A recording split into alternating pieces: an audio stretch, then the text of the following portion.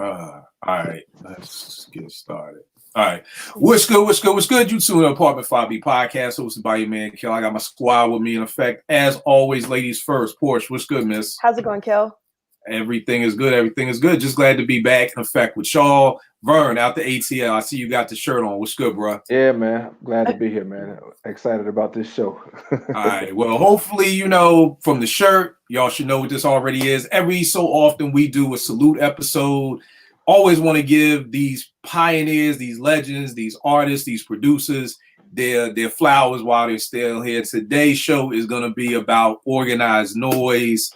Porsche had the idea. I was like, yo, that's a dope show, dope salute to do. So we're going to be talking about everything Organized Noize today, their legacy in the game, our favorite cuts, slept on cuts, where they rank, all that good stuff. But Vern, you being from the A, I had to get you on this show. So number one, I appreciate you making the time. I know it's an off day for us, but do me a favor, bro. Set the scene of Atlanta kind of before Organized Noize and then when Organized Noize came on the scene. Because I know now in 2019, everybody thinks the South has been running hip hop since day one. Like there is somebody out there watching this who believes hip hop started in the South. Like all jokes aside, because the South, it makes up a lot of what's going on, and people from up north, wherever, are all biting the South style. So please take us back to pre-organized and then when you first heard organized. Right. So pre-organized, pre-outcast, PA, Goody Mob, all that. Atlanta is little Miami musically. We are heavy on 808 booty shake type stuff. MC Shadi, Raheem the Dream, all that type of stuff.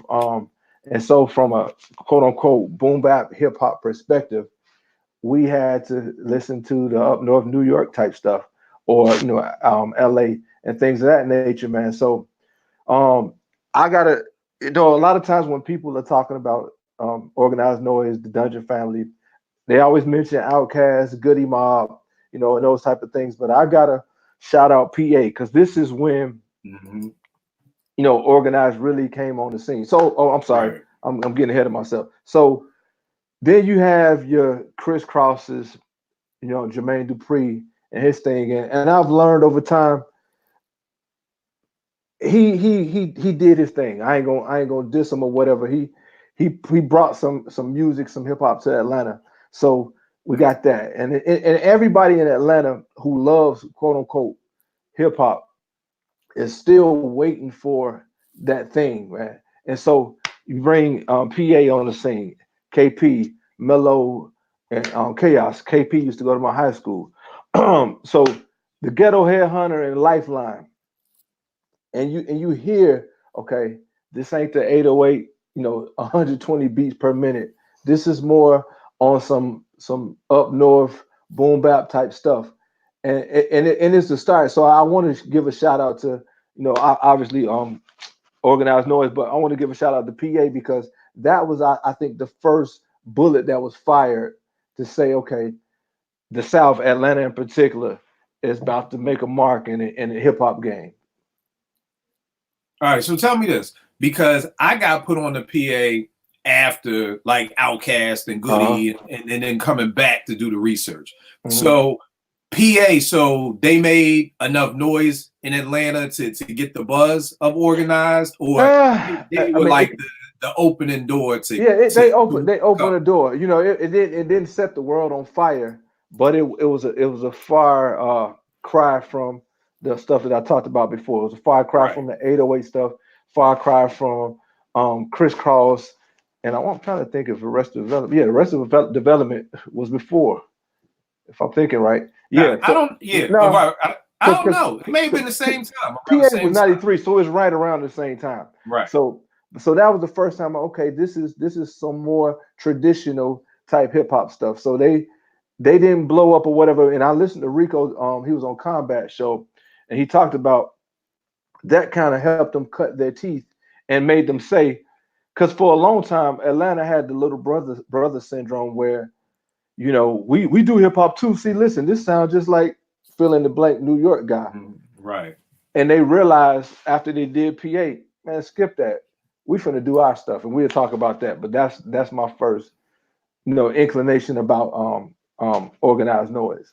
All right, no doubt. Porsche, your first time hearing Organized, what song was it? And just first off the bat, not when you knew they was the shit, but just first thoughts of Organized the first time you heard them. First time I heard about Organized Noize was Players Ball. So, and I guess that's sort of kind of true to the way that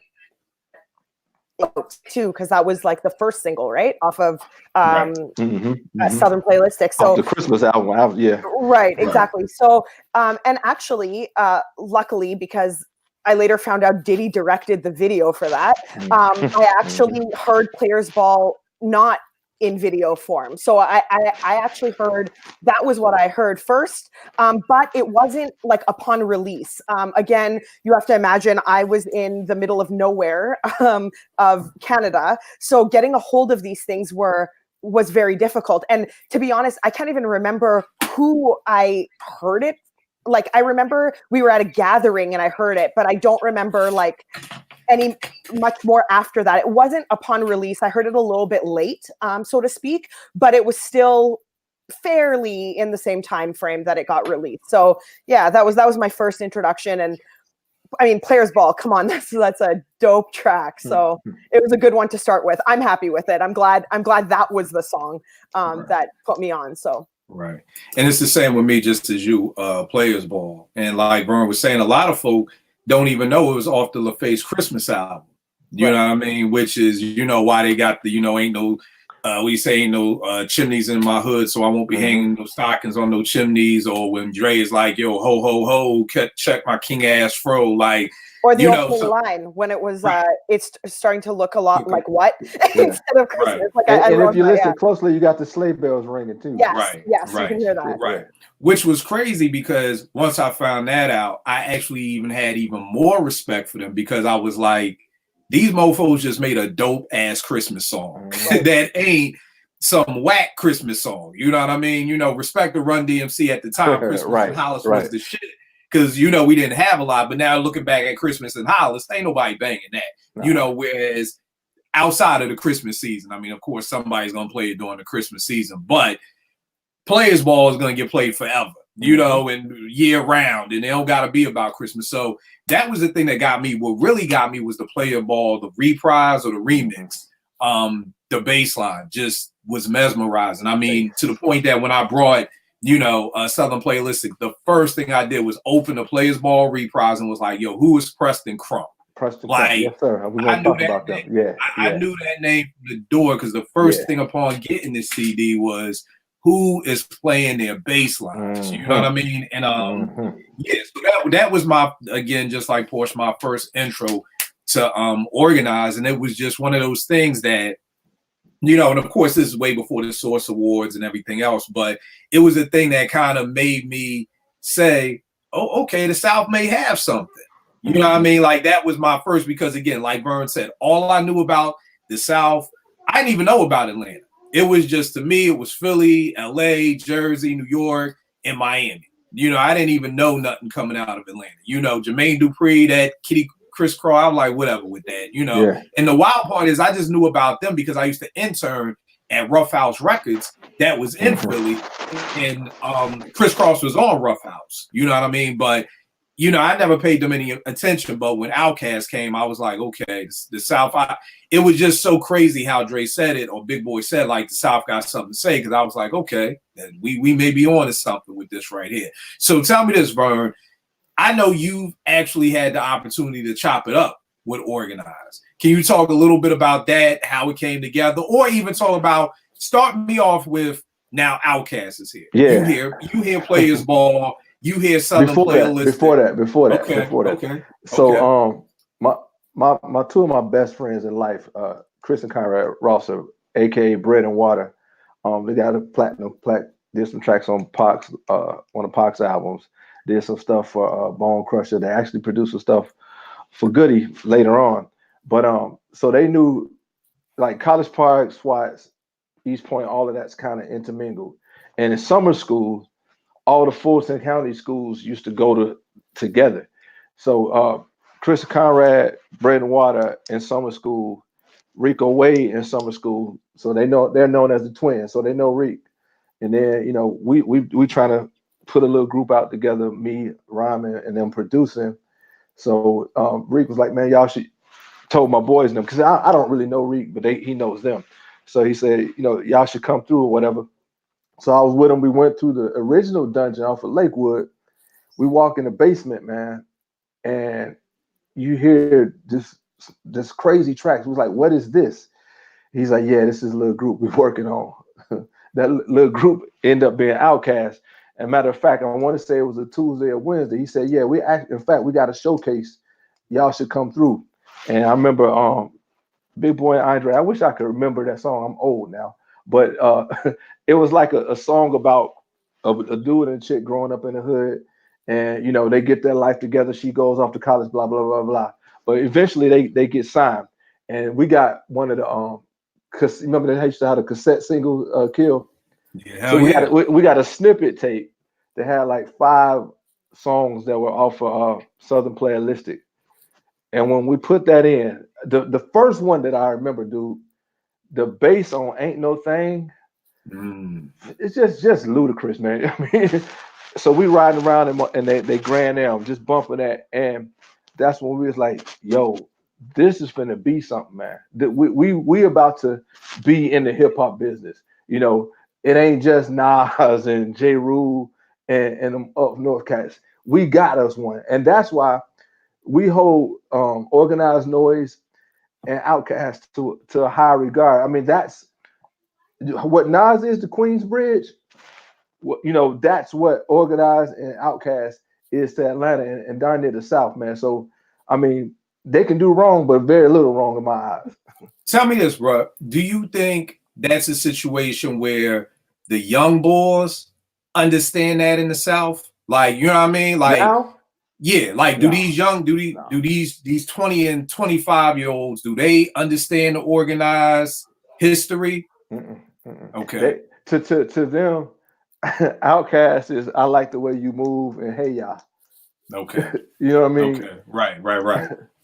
But the good thing, I was listening to Reek on a podcast before I got on here. My grandson wants to be on the TV. Look, man, come here. Oh. Say hi. Now beat it. Looks good. And Rico was talking about how they're then and they're now because they raised Future and 2 Chainz and them boys. Right. Right. They got a hand in all the eras of Atlanta. But to answer your question, now these young boys don't really understand. Hey, it's kind of like Kill. Think about your daughter. Mm-hmm. All she's ever known is the internet and smartphones and stuff. Like this, my grandson can operate my phone better than me because he was born into it. These dudes were born into Atlanta being the junk in hip hop. Right, the way it is now. Yeah, they don't understand. I remember when Jack the Rapper used to come to Atlanta and we used to go down and just like, oh, there's Fight, there's Q-Tip, because those were like superheroes to us. And then finally, we had some superheroes out of the South, man. So, I mean, I could rant on and on, but that's why we love them the way we do. Now, I think you make a great point with the phone thing because, like you said, these kids are born into it. Like, when I tell my teens, like, they were like, how'd you go to college without the internet? Like, how did you study? And, they really don't get it. But it's literally like you said, like, they don't know a South. They don't know an Atlanta without it. They don't understand the pre-internet. They don't understand the pre-cast because they are born into the South is the shit. Like I told you, I've had students I've had to explain Fat Joe is not from Miami. Like these are actual conversations because they're like, nah, Fat Joe from Miami. I'm like, yo, Fat Joe is from the Bronx, my man. And they're like, nah, but that's all they know. They don't know Flo Joe. They don't know none of that. So I think that's a great analogy of being born into what the South is versus understanding what it was before. Porsche, Outkast comes out, Southern Playalistics, the whole album drops. When is it that you realize Organized is something special? And what I mean by that is just, there were a lot of dope producers back in the day, and like, even as an example, I love Premier. I don't think I really was like, yo, this dude Premier is like one of the greatest ever. I don't think I got there till like between Daily Operation and Hard to Earn. You know, he was always dope. You know what I mean? Like Step in the Arena, Just to Get a Rep is my favorite Gangstar song ever. But I don't think it was until that Daily Operation, Hard to Earn, and the stuff he was doing in between when I was like, yo, this dude is like that dude. When did you realize Organize was not just somebody who was gonna come and go, but like that these dudes had some stuff? It was actually ATLians for me. Okay. I like Southern Playalistic, of course, but I think a lot of people, because it's the debut, because that's the first sort of Players Ball was so great and so huge at the time. That's the one they sort of gravitate to. I rank Southern Playalistic a little bit lower than most, and ATLians is actually where I was like, okay, these guys are a problem, because they were able to, for me, Organized sound was very different from the hip hop that I was listening to before them. Right. Super different. Like they were using bouncier beats, they were using soulful beats, they were using instruments, they were using like elements that I hadn't heard that way, played that way, and then having Big Boy and Andre rap in the same sort of like cadence as the beat was dropping. It was like it was phenomenal. Like you were sitting there like mesmerized. How does this all play together, you know? And how does it mesh so well together? So it was ATLians that actually had me sort of be like, okay, these guys are definitely on my radar, because ATLians to me is, and I know I've said this before and I always get corrected because it's not actually the pioneering album for this sound, but to me, ATLians is the album that sort of pushed the envelope the most, brought in that sort of spacey sound. It was conceptual for me. Organized did a beautiful job of making the album cover sort of come to life audio wise when you're listening to the whole album. Like it's an experience when you think about it.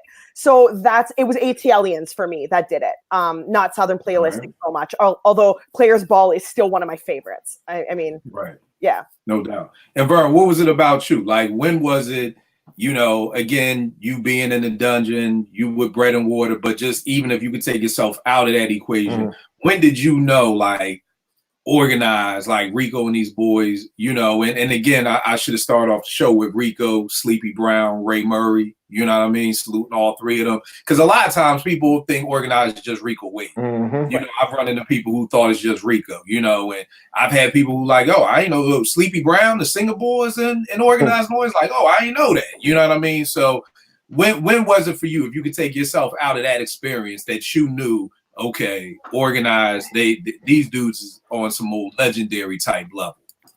Okay, so taking myself out the Outkast experience, when they followed up Southern Playalistic with Doggone Goody Mob, I'm like, okay, yeah, they're on the scene and they ain't going nowhere. You know, we are here, and because I mean, how do you follow up a groundbreaking act like Outkast, Southern Playalistic, and that album and that sound with dudes that they crewed up with, but it sounds absolutely nothing like Southern Playalistic, and it's still crazy dope. I liken their sound to if Curtis Mayfield produced hip hop. Right. That's another dope one, bro. You want to roll? I see you coming for the tithes and offerings this week, man. The doors of the church are now open. Yeah, you want it tonight. Crazy thing is, they actually produced that album. They produced the Curtis joint, right? No, they produced in his studio. Because I know they produced on that last album that he dropped before, but yeah, they said they felt the spirit of Curtis Mayfield or whatever, and it comes out, man. That's when I knew they were when you followed up Southern Playalistic with Goody Mob, because you know it. Not anybody, but it's easier to win one championship, but to be Alabama and consistently, come year after year. I mean, much as I hate them, I respect them. The Patriots, every year they came with something different, So that's what I the way I think when Organized was like, yeah, we're here to stay.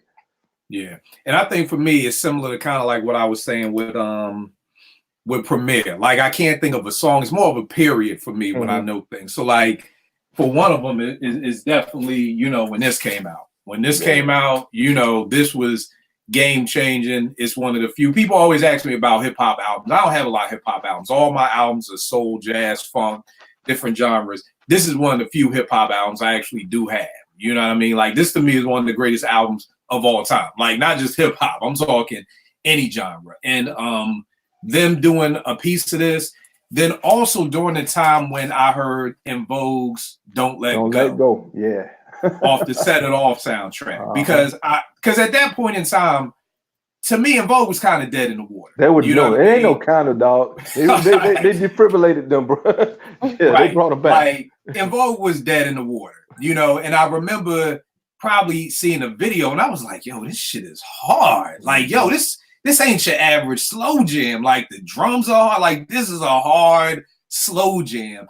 And then to find out that Organized did it, I was like, whoa, like, yo, this ain't these ain't your average walk in the park. Because keep in mind that we're dealing with, like Vern, like you said, boom bap producers. I'm not used to boom bap producers doing some straight up and down R&B. You know what I mean? Like, if Primo do a remix for Brandy, you gonna tell it's a Primo. Yeah. Primo do a remix for D'Angelo, you gonna tell it.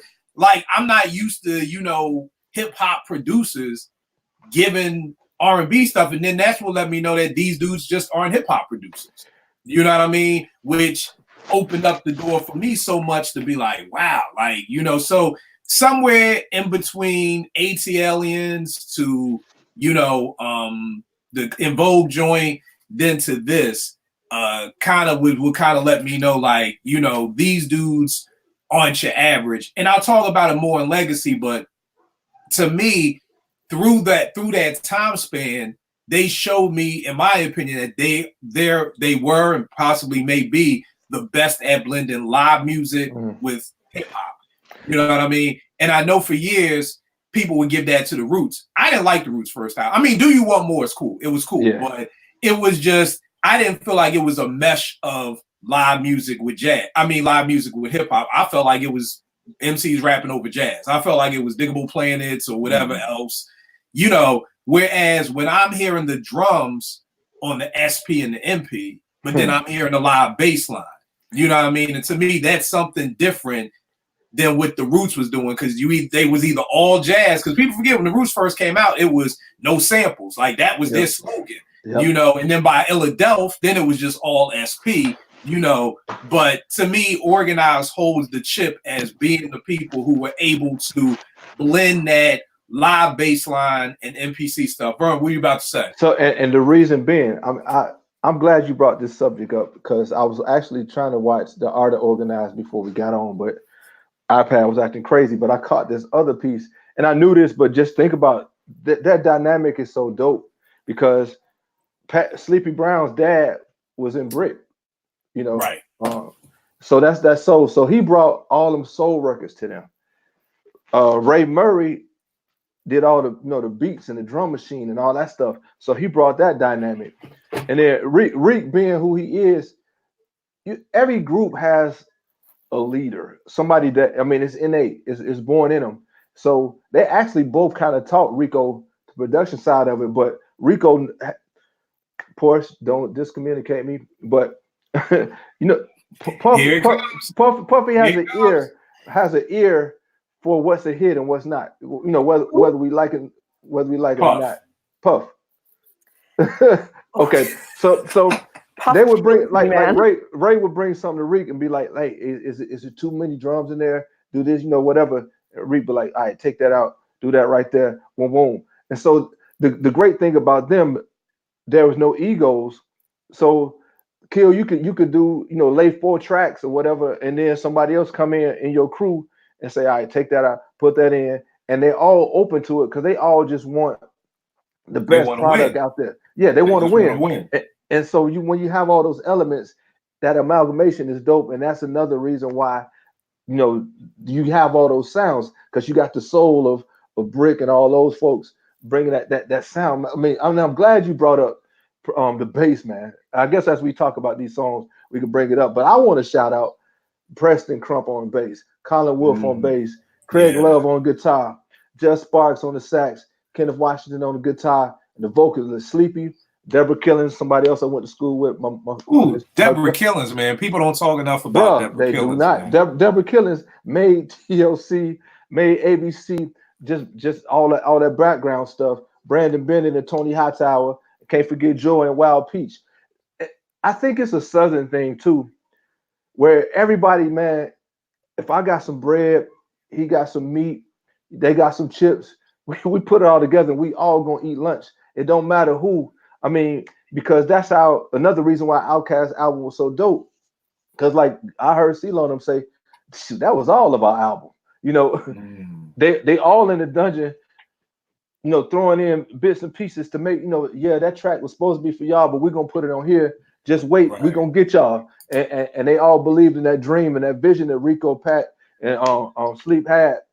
Pat is Sleep. I mean, and Ray had, you know, and they all won, man. All right. Well, let's dive into it. Vern, give me your top 5 organized, Noize produced tracks and why. Oh God, see, y'all, unlike y'all, I'm not a top 5, top 10 guy, whatever. But I'm gonna just give you. Okay, so my first one, Southern playalistic Cadillac music, man. I mean, when it comes on, boom, boom, boom, boom. I mean, it just makes me. Whenever I promise you, whenever it's like 70 degrees outside, I open up my sunroof and I put that song on and just ride around Atlanta. It you know, it starts a feeling for me, man. So Southern playalistic with the bass, with the drums and all that. I'm gonna go. I already said ain't no thing. Shoot, So Fresh, So Clean. Gotta say Cell Therapy, bro. You know, and that boom, boom, boom, boom. That came from a learning how to do ballet album. Yo, you serious? I'm dead serious. I think I heard Ray talk about it. Yep. Boom, boom, boom, boom, boom. That's from a beginning ballet album, and it, you know, that cue you doing with pirouette or whatever. So that, I mean, when as soon as you hear those piano strokes, you know what it is. Top 5. That was 3, right? Yeah. Man. I'm gonna say Something Wicked This Way Comes. It's a TLC album, a TLC song. Listen to the bass, and that's all I'm gonna say about it. And then I'm gonna save these other ones for slept on. So I'm gonna say watch for the hook. Yeah. That Cool Breeze joint. Man. Yes, sir. So yeah, and all of them for the same reason. Portia, you made a great point, because I listened to some other songs that I'm gonna name. They made crazy beats that you had to ride, and all the MCs in the Dungeon family knew how to ride them. And it's, as I get older, I didn't appreciate Timo and having a brain freeze. Cujo. Yeah, I didn't appreciate them as much as I do now, because you know it's like with anything else. I mean, I went to a Commission concert 2 weeks ago, and it's funny, even in that where Fred Hammond, Marvin Sapp. Oh, hey, Mitch. Right. Everybody had Ralph and Bobby. Right. What's up, Ricky? But no, they played a key point in the groups to hold the continuity of the group. So those are my 5 for right now. All right, Porsche, what you got?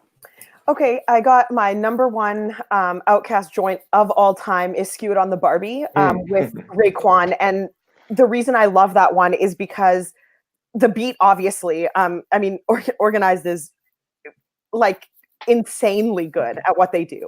But what I loved about this is that somehow they, like, Raekwon managed to become that bouncy sort of choppier delivery and flow that he doesn't typically have, and he got in his like Southern bag. Like I didn't even think that would have been possible with somebody who's, you know, rapping like he is on Woo joints and Only Built for Cuban Links. Like Raekwon somehow Organized, Outkast, they managed to sort of get Raekwon to mesh in with that Southern sound and style, and I love that.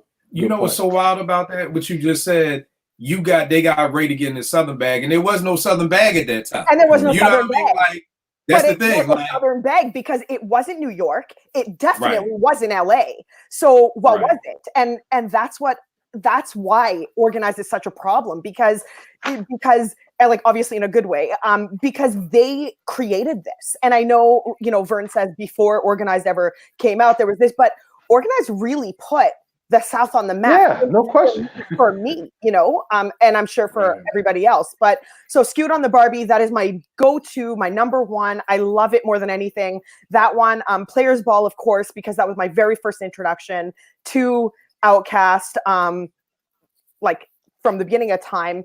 Then Don't Let Go by En Vogue. I'm a sucker for R&B joints. I love En Vogue. That song, you guys are absolutely right. En Vogue was like dead and gone before that. I couldn't even, honestly, if you asked me to remember anything pre Don't Let Go, I'm at a loss. But Don't Let Go is what sticks out for me. And it's the beat, the way that it starts just captures you, and sort of takes you all the way through that whole joint. So that one, and then I got Rosa Parks. I love the very end, that little whistling sort of, that to me is the exact feeling of the South. I didn't grow up there, but I feel like when I listen to that, I feel like I grew up there, and I could really speak to the atmosphere, the feeling, all of that kind of stuff. And then my last joint, this is a fun one for me. It's Blueberry Yum Yum by Luda. I don't smoke weed. I don't have anything to do with drugs, narcotics, alcohol, nothing like that. But somehow, with the sound of the smoking and all that kind of stuff, Luda is just totally, I don't know. He brings that whole thing to life. It's what people kind of explain when they're explaining why they love smoking weed so much. I can't believe that he made a whole song about, I think it's a strain of weed, if I'm not wrong. Blueberry Yum Yum, I think, is a strain, which is brilliant. I mean, again, the beat is so fun, and that's a fun one for me. So those are my top 5. All right, no doubt. I got the vocal, which y'all said. I mean, the Players Ball, the remix, the Cell Therapy. I mean, Vern, I actually think that's one of the dopest piano samples ever used in hip hop. Like you said, as soon as you hear it, you already know what's coming. Poor, same thing with Don't Let Go. The only different, and I got watched for the hook too, like Vern. The only one I had different was Can't Wait by Sleepy Brown off the Barbershop soundtrack. I thought that beat was incredible. Has one of 3000's dopest verses on there. Sleepy kills it, Big Boy kills it. Just a perfect song. But the part of the game that I like is this one, slept on joints. Vern. What are you slept on? Because to me, this is where, y'all know me, I'm educated by nature. This is where folk get educated. Because they'll be like, oh, I ain't know Organized did that. Or I didn't know. So Vern, what are you slept on Organized Confusion, Organized Noize, bangers? So the first one I'm gonna pick is from the Southern Playalistic. That Claiming Truth. As soon as you hit that Hammond B5 organ, man, you at a doggone tent revival, man. And then the bass is, so that's one that nobody really ever talks about off of Southern Playalistic. Black Ice, Goody Mob. Okay, Mighty O. And I'm put these together. Mighty O and In Your Dreams off of the Idlewild album. Listen to the mugs, man. They funky. People sleep on that Mighty O, man. Idlewild, here's the thing. Idlewild wasn't a great album, but it wasn't as bad as people painted it out to be. It's like Kingdom Come, man. I can't even give it Kingdom Come. I can't Kingdom Come. I know most people don't like Idlewild, but there's some gems on there. I'm not saying it's a good album around, but there's some gems on there. Not a good album all around, but there's some gems on there. What were you saying, bro? All right, so 5 Deuce Trey by Backbone. That's a Southern classic. I never heard that. Yeah, check it out. Okay. Luda, Saturday. Oh yeah. And then peep out Bubba Sparks. He did a track with a Backbone from the Dr. Family called The Same. So I purposely today just kind of tried to find some stuff that people never talk about. Oh, last one, just about number 8.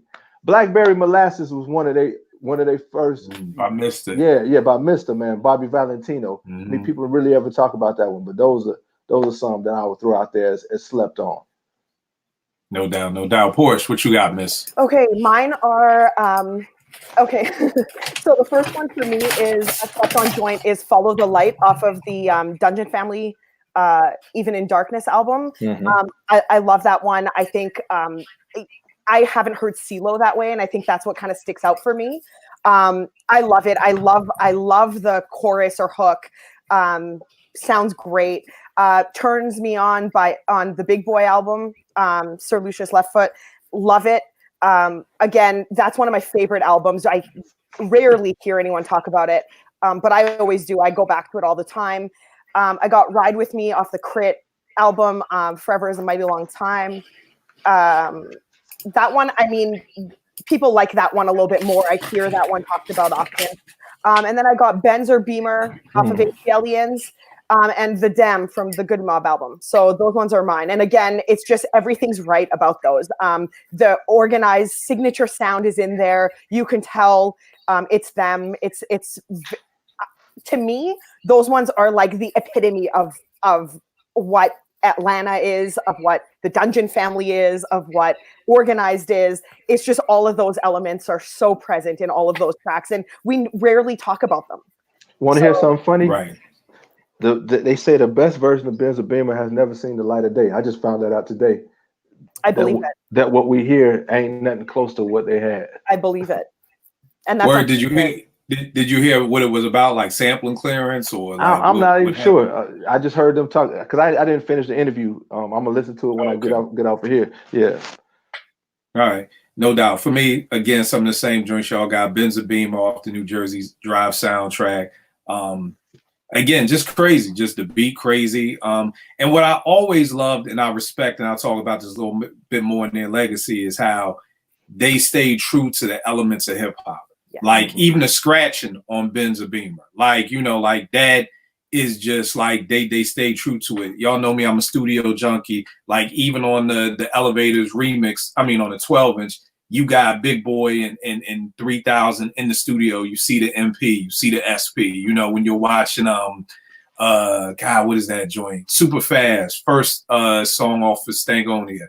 Bombs Over Baghdad. You see them on the MPC, everything like that.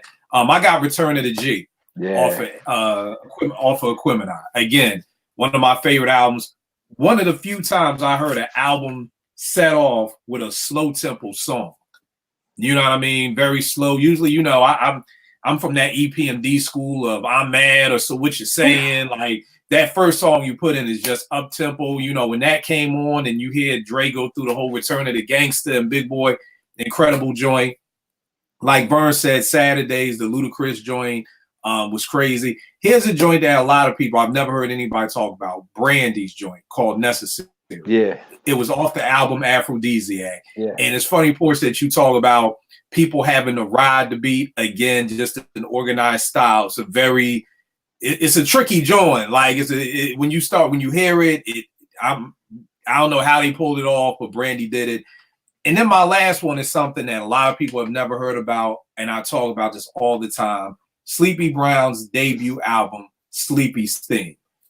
So many people, in fact, let me zoom in on this. Like, y'all need to find this. You can go on Amazon, buy it. This is one of the few albums. Kill 889 on Twitter, IG. If you don't like it, I will pay you back for it. You gotta send it to me. This ain't no money back here. You're gonna have to send it to me. I can never have enough copies of this. It's like when I go digging sometimes, there are records in here that I have 2 and 3 copies of. That's because if I see it for $3 or if it's in the dollar bin, I gotta buy it. You know what I mean? This album is incredible. 5 mics, whatever you want to call it. Again, just like with Big Boy and them, you know, you got Sleepy here on the wrong thing over here. Sleepy on the MPC. Like records, I've always loved this stuff. This right here was his indie album. Like I said, everything on here is bananas. Love it to death. So those are my top 5 slept on. Let's talk a little bit about legacy. When it's all said and done, what do you think are some of the key points of the legacy of Organized Noise and what they brought to the game. Vern, what about you? All right, so live instrumentation while still staying true to, like you said, the elements of hip hop, the boom bap, with the MPC and all the equipment that the quote unquote boom bap producers use. Here's another great legacy point. You just named two of the songs that they didn't produce. They didn't produce Elevators and Bombs Over Baghdad, but check this out. Reek said, Dre and them, that they're proud because they understand that they didn't make Outkast, but they brought out the best in Outkast. They were in a training school with Organized. So when Dre and them did Elevators and Bombs Over Baghdad, they came to Rico and Pat and Ray and said, hey, did we do it right? Should we do this? Should we do that? So they respected them enough to not say, man, I'm grown now. I don't need your advice or whatever. And they did that. And then Organized had to realize too, all right, so, we got all these other groups that we trying to bring out. They ain't finna just sit around and wait for us to, make tracks for them. We gave them enough knowledge so that they could watch what we did and create their own thing. So they made classic records without Organized, but it's still within the vein of like a legacy of, Nay, when you dead and gone, some things that you instilled in Nay, she gonna carry on. And that's what I think one of the legacies is of Organized. They went from not producing Outkast, not producing, to making classic songs and classic albums separate from Organized Noise. And that's a testament to Organized Noise. Because a lot of people, a lot of producers, secretive, you just go over there and rap. You don't need to understand what this is and what that is. But nah, they wanted everybody in the group. They were a true family. And so that's the legacy. The family aspect of the Dungeon family and Organized Noise is the biggest legacy to me. Right. All right. Porsche, what about you? It's funny. I was going to bring that up too, that Organized sort of schooled and helped Outkast develop their production, and really exactly what Vern said actually was what I had in mind as well, is that they really live that family concept. And it's not, we don't see it often in the music industry just because of the way the industry works. Everyone's sort of out for themselves and, to further themselves, but Organized really embodied that. And like Vern said, they maintained all the elements of hip hop production that we love and that we knew. And then another one for me is also, they, for me, put the South on the map entirely. And I don't know if that's a reach or if I'm going to upset. No, you're not reaching at all. No. Because I know the South is more than just Georgia, more than just Atlanta. But to me, Organized did that. Like they did that unapologetically.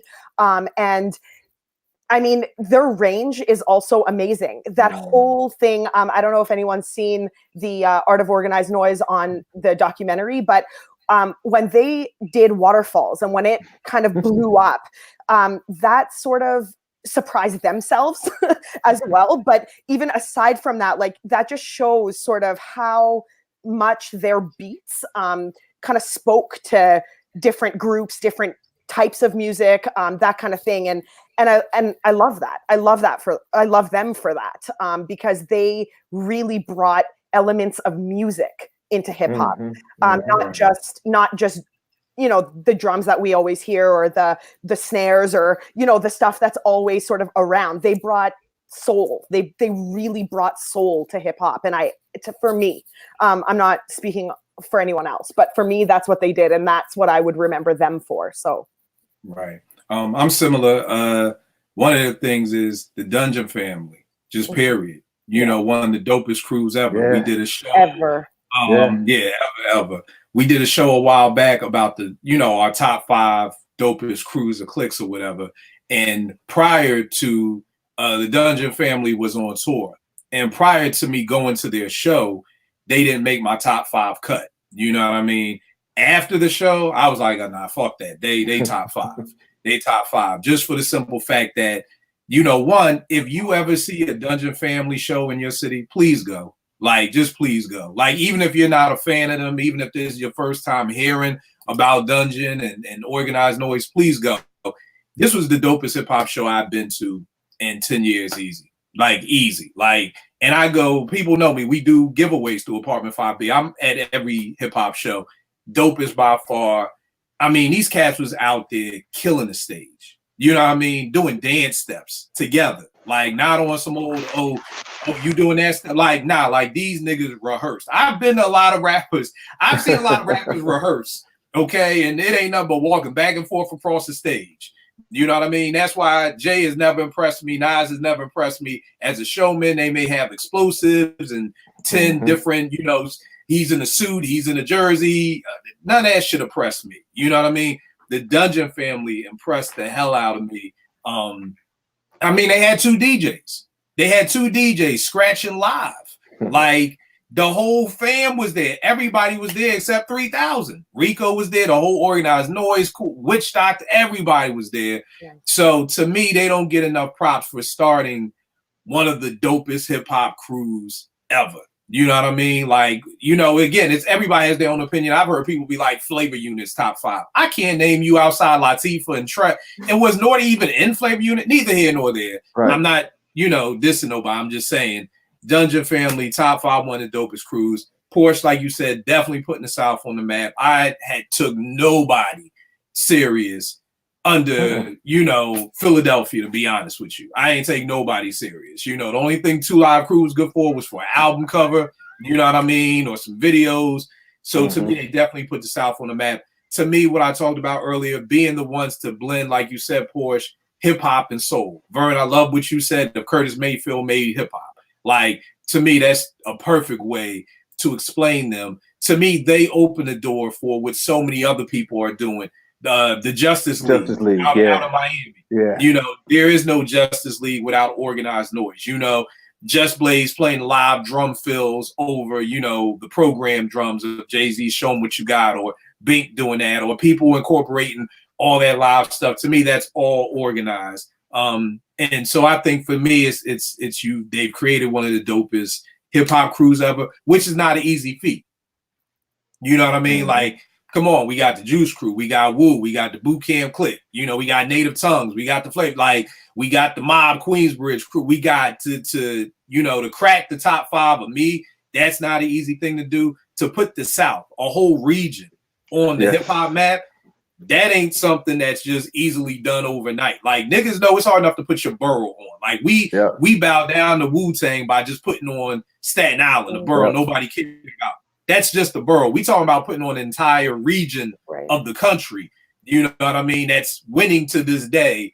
Being able to put that on is huge. And just like I said, being able to mesh the soul with the hip hop. And like I always say, that In Vogue song, it's one of the hardest slow jams ever. You know what I mean?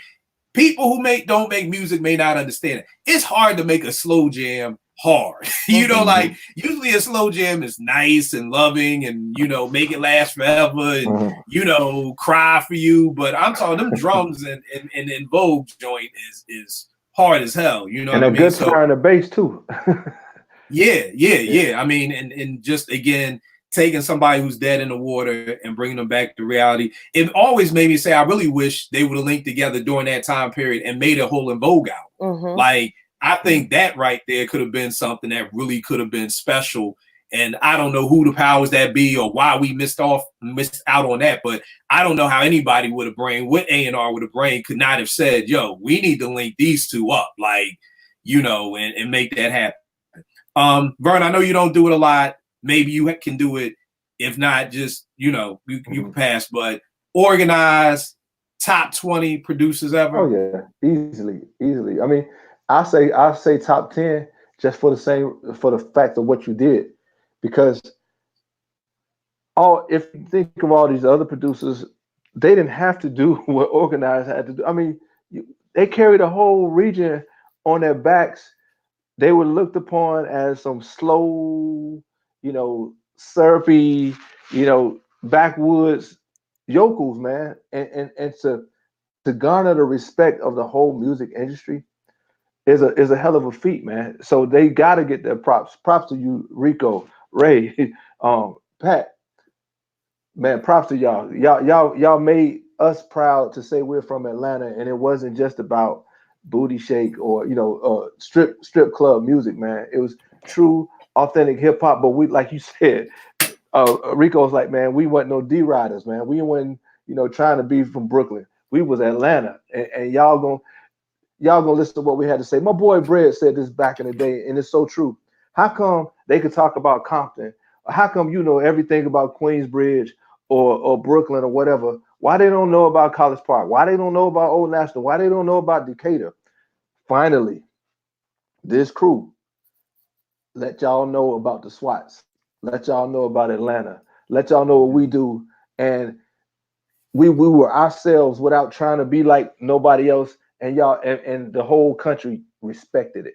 And that's Right. what they did more than anything. They made people respect what we do down here. We might, like I tell people, we might talk slow, but we ain't slow, homie. Right. It's funny you say yeah, that. top 10, yeah. Top 10. It's Yeah. funny you say that because I moved to Atlanta in '97, right when ATLians came out. And it was funny because prior to moving, it was an experience, like Porch talking about an experience. It was an experience to be in Atlanta when ATLians dropped. Like, and to see how every car, I mean every car, I don't mean every other car, I mean every car playing that. Every car wash. See, I lived in Decatur. I didn't live in Atlanta. You know what I mean? I was out there on Glenwood Road in Decatur. Ooh, Lord, you know yeah, I mean? you was in the deck. Right. So I'm out there at the car washes. I'm out there, and everybody is playing it. Like, it was just an amazing feeling to be there and to see that put on. And like you said, why do people know about Compton? Why don't people know about SWATs? Like, moving to Atlanta after listening to Southern Playalistic, it kind of would have been the same way as if I moved to Chicago after listening to Common and understanding, okay, Stony Grove, or okay, over here, like same thing with Compton. It was like, I never forget when I moved to Atlanta, I was like, oh, that's what the package store is, because when Dre be like, the package store is closed, my day is ruined. I was always like, yo, where's mine? I thought he was talking about UPS. I was like, I was lost. I'm like, I don't know what a package store is. I'm from Philly. I don't know. But then you find out that's the liquor store. You know what I mean? So it's just like, it was just dope to kind of almost have that. Because to me, that's what hip hop was supposed to be. Yeah. Hip hop took you other places you may have never been through their experiences. So like you said, I think that's a dope thing to kind of be like, yo, why don't they know about College Park? Why don't they know about the SWATs? Why don't they know about these things? So dope point. Porsche, what about you? Legacy, where do you see them? Top 10, top 20? I need to clarify something. When we did the show about the crews, I remember when we brought up Dungeon Family, I was like, oh, I didn't rank them. And the reason for that was CeeLo. I just didn't appreciate CeeLo because his poppy stuff kind of took over for me in my memory, his actual rapping. So then I went back after that show, and throughout, I've been listening to a ton of Goody Mob. Obviously, Outkast is my favorite duo of all time. And Organized, I love. But I didn't rank Dungeon Family simply because of CeeLo. Now, when I hear Soul Food, when I hear Still Standing, CeeLo is a monster. He's crazy good. So I have to retract my previous ranking of Dungeon Family from that show. So I'm sorry. I apologize. I was very wrong. Dungeon Family is a force in hip hop for sure. And for me, if I could buddy up the ranking, I would put Organized at number 2. I mean, I have Pete Rock and Primo inseparable at number 1. And I have Q-Tip at number 2, and I would put Organized right there if I could. If not, I mean, yeah, top 10, easy. And in terms of actual producers that have more than one, so like the Neptunes or whatever, Organized is just number 1 by a mile, and it's not even close for number 2, whoever I would rank there. So yes, Organized is phenomenal. That's actually a dope point that I never thought about looking at it. Like, if you look at production crews, and not listing them just as a producer. Production crews, I'm with you, Porsche. I've got them number 1. Yeah. Well, the reason I make the separation is because one producer, one mind, one set of ears one mind, one idea, one creative. Then you've got crews, and that's like more than one coming together. So it's obviously going to be variation. It's going to be a lot of elements that you simply can't get with one person. It's a team. So for me, I rank them sort of separate. But if I'm not allowed to do that in hip hop because everybody, no. I think that's what you want to do. When it comes to list, we've got rules. So for me, that's why I did that, just to clarify. In my that's dope as hell, you know, because I never thought about it like that in all these years. Top 10 to me, most def, probably around the 10 spot, you know what I mean? Don't add me, nobody, don't, because I know that's coming, but you know, I always tell folk, you know, when you do something, you hear things differently. You know what I mean? I can appreciate John Coltrane, but I can't sit here and tell you why he's a better sax player than Cannonball Adderley. You know, I'm sure my mother, who's a saxophone player, could break it down and hear different things. So me being a producer, I can hear other boom bap producers like, yo, you got him over this.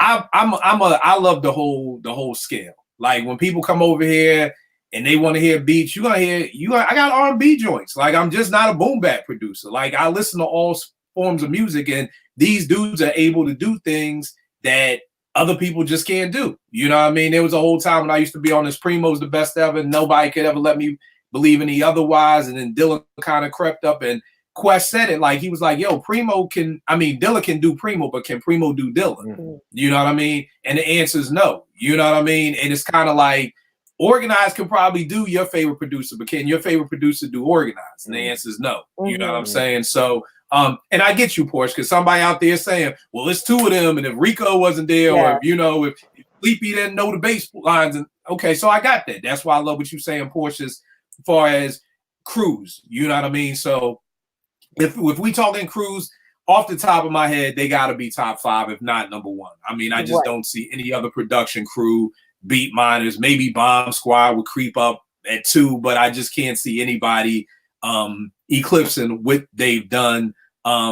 If anything, and it's funny you brought up CeeLo. I actually love this album. Like nobody liked The Lady Killer. You know what I mean? F you, I actually liked it. I actually like this album a lot. Especially The Fool for You with Philip Bailey. It's funny that I actually like the Melanie Fiona remix better, but Porsche, I can see in your face this didn't do it for you. But I actually love this album. I love CeeLo and Goody Mob. I have to be very clear about that. Like CeeLo and Goody Mob is a whole different CeeLo. Like it's not even the same person. It's the same thing with 3000. I know people who are like, they pull out the Love Below, like this is your King Kill, and it's like, come on, man, that's not even the 3000, and don't get twisted. I love the Love Below, like Roses. There's a ton of stuff on it I love, but again, I get it's not what people want. I just challenge everybody out there. I think one of the most underappreciated soul singers of this generation is Sleepy Brown. Sleepy. We forgot about Society of Soul too, man. Yeah, I mean, I honestly, truly, if y'all follow me and y'all kind of mess with my opinion and people hit me, OG, I dig what you're saying, please go out here and cop both these albums. I think he's so underrated. Is he Teddy Pendergrass? Is he gonna sing you under sun? No, he's not. You know what I mean? But for what Sleepy does, he does it damn well. You know what I'm saying?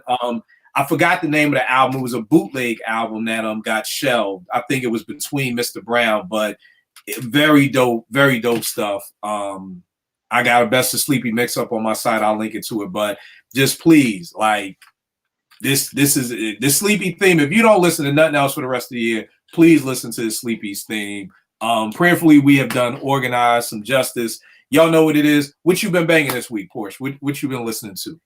What have I been listening to? I listened to Sticky Fingers, the Black Trash autobiography of Kirk Jones, and I've been listening to Big Boy, Sir Lucius Left Foot. Okay. Vern, what about you? Man, a lot of Organized, a lot of Outkast, a lot of CeeLo, a lot of Goody Mob, a lot of Backbone, Witch Doctor, all that gushy Atlanta stuff, man. I love it. I love this topic, man. I appreciate you for giving them the homage that they're due, man. And it's got me. I'm about to probably going down a rabbit hole tonight and watch a bunch of videos and interviews about them. And if please check out, it was only Sleepy and Rico. They did a Combat Jack show. A lot of information on there, man. A lot of information. Yo, you know what I'm salty about? Netflix doesn't have a joint up no more. Yeah, I was looking for it. Okay, I thought it was Canadian Netflix does. For once, Canadian Netflix does not let me down. What happened to it? Because it was there. I don't know. I don't know. I don't know. Because I thought it was just me. Nah. I have that saved. I've got it favorited. I've got it downloaded. I've got it listed. I've got that everywhere. Like, I love it. Yeah. Yeah. I gotta get my hands on that again. For me, I've been listening to God Level Fred the Godson.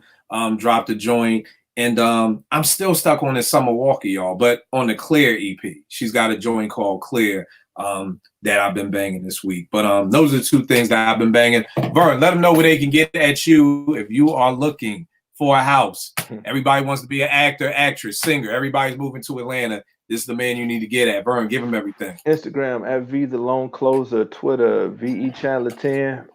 Love this show, man. Appreciate this one. This shout out, man. Appreciate, because Atlanta, man, I understand what it has turned into, and I'm not a big fan of a lot of the stuff that's out now, but this y'all see, this is what the foundation of what we are now.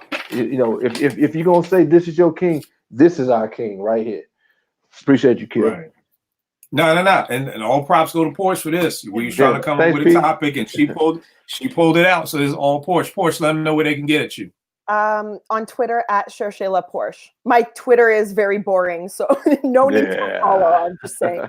I don't know if it's very boring, but come on. Yeah, yeah, exactly. And y'all already know what it is with me. Kill 889 Twitter, IG. Will make beats for food. I'm trying to think. What did I start this week?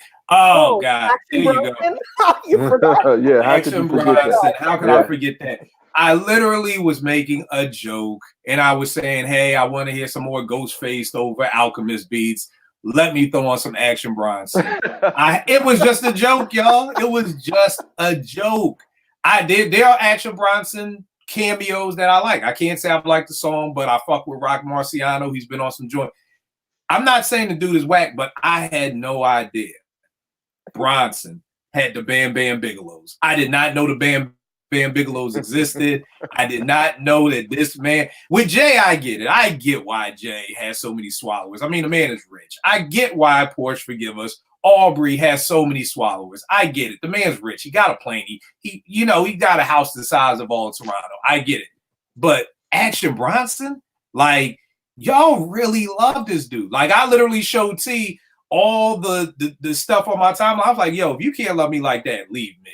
Like, because it literally was like, I was like, I have never, I'm just always, one beautiful thing about Twitter, you find out so much stuff. So yes, it was just a joke, y'all. I apologize to all the Bam Bam Bigelows. I know your king just dropped the album, and I know it's album of the year, so I apologize, but it literally was just a joke. But y'all know what it is. Got my man Lupus album we just did, A Day to Kill.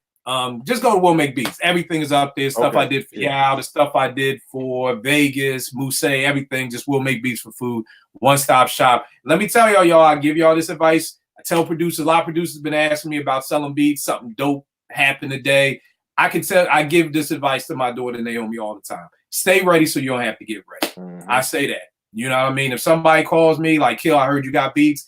Dog, I got my jump drive. I got them in the cloud. There is no wait time with me. There is no, wait till I get home and you need scripts. There is no wait time. So all I can always say to producers, stay ready so you don't have to get ready. Appreciate the hell out of y'all. Porsche, good looking for the topic this week. I will check y'all next week, y'all. Take care, guys.